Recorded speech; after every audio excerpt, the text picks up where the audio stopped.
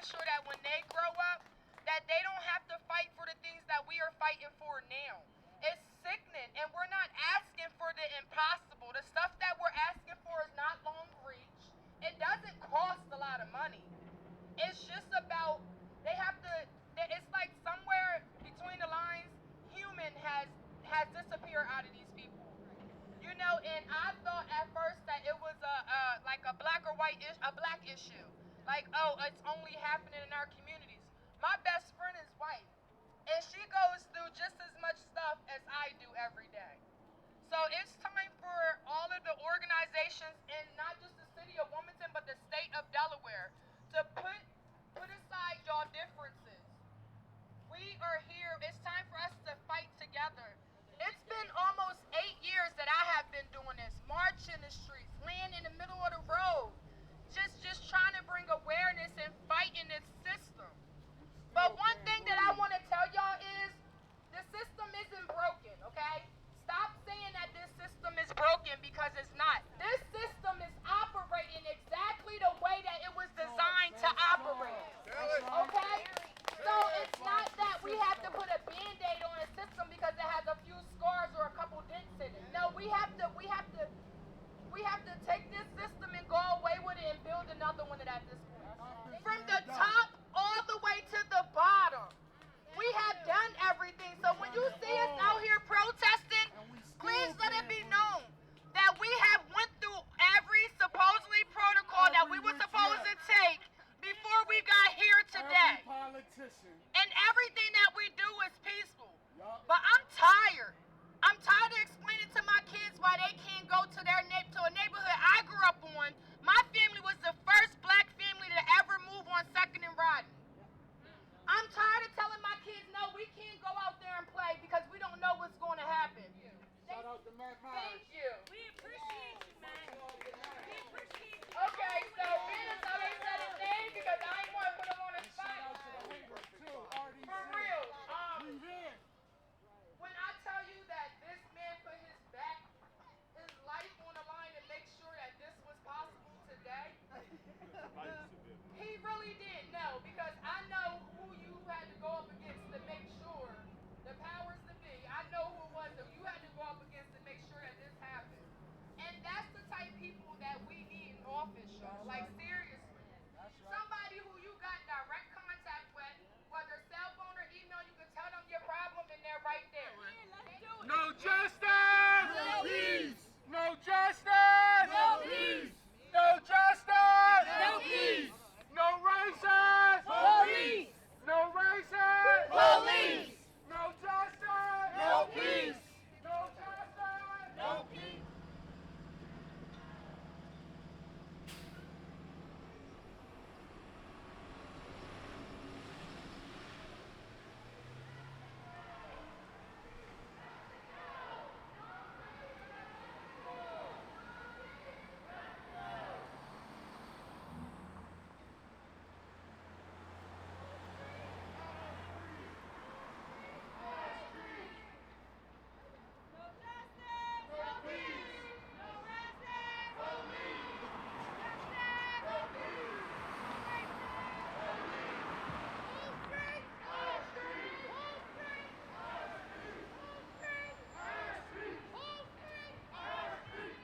I don't care who your state senator or representative is, whether they are a member of the Delaware Black Caucus or not, how good of a friend they are for you, but the fact of the matter remains there has been no valuable legislation introduced for police reform. There has been no valuable legislation implemented for education. There are not proper policies and procedures in place for our children to learn, let alone be healthy. They got lead water going into our schools, and they're allowing our kids to drink it, and they did not even attempt to remedy it until it hit the news journal. I'm about to go have lunch with City Councilwoman Shernay Darby. They say she a politician, but to me, she a black woman first. You see her protecting the kids in education, fighting against police brutality, and speaking her mind. I call that black girl magic. they could walk up to us with weapons in their hands, and we just couldn't shoot them, we couldn't engage them, and it was a certain way that we had to handle people, you know, in a humane way. And this is all the way in a land where we're in situations that bombs just got dropped on us, and someone that we hurt or knew, or someone that we knew got hurt, and we had to still go out there and deal with someone that could have been possibly the person that did it. And we had rules of engagement, and we couldn't just accost people and murder them or even put our hands on them without grave consequences. Like, that's considered a war crime. So when you're in the military, you're kind of in this bubble, and you only really know the military. So I didn't really know what was going on in my own community until I retired and I moved back to Delaware, and I was sitting in it. And it really bothers me that here on our own soil, that the police can treat us any type of way, break their own rules that they have, which is called, you know, they have escalation of force policies, and nothing happens. We are the people who are on the front line in the Leobor battle right now, and we need your help. It's really important to come out and march. It's really important to chant. It's really important to come together and talk, but that's not enough. You gotta vote, and you gotta hold accountable the people you voted for. So there's two bills that are currently pending. They were just introduced on Friday. We've been working on this stuff for 3 years. We had a proposed bill back in January. The police had a proposed bill, but it was kept secret for the last 5 months. Kind of a metaphor for Leobor. You need to get on the phone, you need to get it to the meeting of the Public Safety Committee of the House of Representatives. The chair of that committee is Frank Cook, and you need to let them know, all of them know, how you feel about this bill. HB 205 purports to amend Leobor in ways that are important and productive and true criminal justice reform. It is none of that. It is window dressing. HB 206 purports to give us civilian review or community review boards of some sort. It's changing the name of COPT to POST, which is just like when the Wilmington police changed the name of jump out squads to the street crimes unit. Powers that be went to such extreme lengths to dissuade people from being here today for a reason, because they understand that people are fed up. They understand that people are starting to wake up, and that people are starting to realize we put them there. We can get them out. Now's the time to do that. You're about to start seeing some really good candidates popping up, and these are people that are in our neighborhoods. These are people that work for us, with us. They call us. They ask us our input. Those are the people that we need in office. Stop using our money for your bullshit. Start using our money for us. Because if you don't, you're gonna see us out and about, working our asses off to put more people like us in office. You can't have a Sinead Darby sitting on council when she's got 12 people voting against her week after week after week. You have to have Sinead Darby along with 6 or 7 other people that understand that you're in there for us. And the only way that we do that is to get involved. Tell us about your experience with putting the whole event together. Yes, the experience in the beginning was very smooth. Everything was going good. We was doing weekly Zoom meetings with the organizations who helped sponsor the event, going through everything. And like 3 days before the event, we get an email from the RDC, which is the Riverfront Development Corporation of Delaware, basically a cease and desist letter. So we like, for what? They're telling us that we were not able to use Tubman Garriott Park to gather at to start the rally, to march to the courthouse. We asked them why, because listed on all media platforms is listed as a public place. You know, we thought that this was owned by the city, which it isn't. And they basically told us, no, we can't use it. Take down any flyers or anything on social media platforms that says that this is a start of the location. They said because this is a private park. Mm-hmm. And we did some research on like a private park. It says on all platforms that this is a public park, which means that we can sit here, if we want to sit down, have a drink, you know, some water or something, we should be able to do so. We went back and forth with RDC for like till Friday, Saturday is when we got confirmation that we was able to use the park to start the rally. So how did you get that confirmation? Through email. Okay. Through email, it was like 7:30 at night. We received an email to our Jeremy JM Police Reform Now email address. Uh-huh. And yeah, basically said no apologies, no nothing. That yes, I'm coming back to basically inform you that you were able to use the park to start the gathering for the rally to end off at the courthouse. Right, but like how did you get the approval? How did you get them to change that? We were panicking because by this time, all of our organizations that sponsored the event had already did email blasts. They had a little bit of phone banking to say that this was the location it started at. So we contacted Brother Hanif. Mm-hmm. We contacted the ACLU. Okay. We contacted, and then Hanif contacted Matt Myers. Okay. And Matt Myers was the one who, like, he was the angel of the whole situation. Mm-hmm. He basically was like, well, I don't understand that. I didn't know that, you know, you had to have a permit to be able to gather at Harriet Tubman Park. Mm-hmm. And he made some phone calls to RDC. He actually reached out to his lawyers to find out what was going on. Okay. And whatever he did, Michelle Harley played a part in it too. She made some phone calls. Whatever that conversation was, it ended up that we was allowed to use the park. Yeah. But the problem that is real concerning is that we actually had a signed contract with a Delaware artist to perform. His name is E-Dub. He's an up-and-coming artist. He's been... How old is he, if you know? About? He's about my age. Okay, I think he's about me and Christina age. Okay, cool. He contacted us days before the event, the same day that the RDC contacted us, and said that he woke up to like 40 missed calls to his cell phone, and by the time... from his cell phone, from his parole officer. By the time he can get on the phone and call his parole officer back to see what was going on, they were banging at his front door. Wow.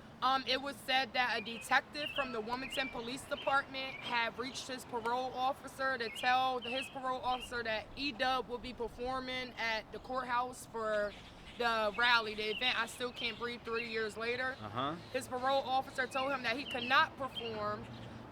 For what reason? Like, why would he not be able to perform? Because the parole officer... He's not doing anything illegal at all. The parole officer stated that we didn't have a permit to have the rally at the courthouse. Oh, so he's potentially quote-unquote trespassing. Right. And we went back and forth and told him, well, tell your parole officer that you don't need a permit to gather at the courthouse because it's a public area, it's a public space. And basically, the PO said that if he performs, that he will get locked up. The Wilmington police will specifically go for him and lock him up, and his parole officer said that they will violate him. We was researching and trying to figure out exactly what violation that would be, you know, because he's not going to be out past curfew. Right. It's going to be like 2 o'clock in the afternoon. We're not trespassing. So after Matt Myers got us the clearance for us to be able to be here at the park, we reached out to him and said, well, tell your parole officer that we're fine, we can gather at the park. His parole officer then said that if we needed to have a letter from WPD stating that basically they wouldn't lock nobody up and they wasn't going to lock him up. So long story short, we didn't have the Delaware performer. He was terrified at that point. You know, he has a family. He does shows out of state that he needs special passes for. And he knew that if he would have came and performed, even if he didn't get locked up, it would have been almost impossible for him to get his passes to go outside of the state to be able to do what he does best. It was a headache. It was nerve-wracking. It stressed me out. Me and Christina out. Why do you think that there was such effort made to stop your event from happening? Because they didn't want to see, you remember that the rally in 2020 brought thousands of people out. Yeah. And it was a peaceful rally. It was totally peaceful. I don't think that they wanted the media attention to display how much has not changed after they made promises. Government officials, city officials made promises of police reform, probation reform, education reform, and schools and stuff like that. They didn't want it to be displayed that absolutely nothing happened in 3 years, and we still can't breathe. We're still here with absolutely no meaningful laws change. We have nothing. Yeah. So it just goes to show that we need to continue to keep our foots on their necks, and we need to continue putting together rallies and different types of events that applies pressure to let them know that we're not silent. We see what you're doing, which is nothing, and you need to do what you are elected to do, which is protect and make meaningful laws for the people. I believe that the FOP here in Delaware has too much reach and too much control over everything throughout the state of Delaware. And we reached out to Dale Tech too to see if we can use their parking lot, and we were told no, and that our names, me and Christina's names, was red flagged, and we wanted to know what did that mean. Supposedly the Wilmington Police Department was calling around to all riverfront businesses and Market Street mall businesses, telling them to not allow us to gather at all in front of their properties. This has been very stressful. I can't lie, I'm pissed off. A lot of time, energy, money went into this event that we had Sunday on the 4th. And I feel as though we got our message out, but I feel as though they accomplished the goal by people not coming out because they had people terrified that they were going to come and get locked up. Can you talk about that a little bit? Like, how do you know that people were terrified to come out? You know I know some of my people who I reached out while we were out here, and I was like, well, why aren't you here? They was like, man, Kiki, listen, I support you, but I can't get locked up right now. Like, trespassing, like, we hearing that we come down there, we're going to be trespassing. And this is people who don't even really pay attention to, you know, like, they pay attention to what I do, but they don't get going to the death. Like, they had my people in the inner city terrified to come out and protest and rally, and that's a smack in the face, you know? So I have to make sure that I say this on camera because I said it on Sunday. Like, I want everyone to really kind of just sit back and think about the fact that, number one, you see where Kiki is standing. She's in front of Harriet Tubman and Thomas Garrett. These are two absolute historical freedom fighters, historical figures in America. We have a First Amendment that allows for protesting, for gathering peacefully. And consider the fact that in a black city, in a blue city, that we had tremendous efforts being made by law enforcement and by the city to stop fundamental First Amendment rights for something that is a clear issue. How does that sit with you? It had me in tears, honestly. I don't talk about me crying a lot, but it had me in tears because it just reminded me of how far we still got to go to make our neighborhoods and communities safe, to make it so everyone is created equally. Like, it just reminds me of how much more fight that we have to fight just to get the basic necessity, the basic rights of humans. Like, it's a lot. It really is. I didn't expect for none of this to happen. I thought it'd just go smooth and everything go fine because anything that we have been organizing or anything that we have organized has always been peaceful. So it was just, I just didn't understand where that pushback was coming from, why we received so much pushback. Is there anything else that you want to make sure that you say on camera regarding the event? Just anything at all in general? I would just like to say that it's a smack in the face to the black community that this park right here is no longer city owned. This is a part of black history. This is a part of black and brown people's history. This is our history, you know? And to find out that the city sold this or whatever they did to transfer the deed or whatever over to RDC is a smack in the face because this is a part of our history. The city, the people in Wilmington should always own this park, should always. And it's just sickening how many underhanded deals happen in the city of Wilmington that we don't find out until situations like this. So I think it's important for people to get involved. I think it's important for people to set their differences aside and come out and fight for you, fight for your children. Because at the end of the day, like, a lot of people think that that my focus is only on getting justice for my brother, but I'm far and beyond that at this point. Like, it's bigger than my brother. You know what I'm saying? My brother is gone and he's not coming back.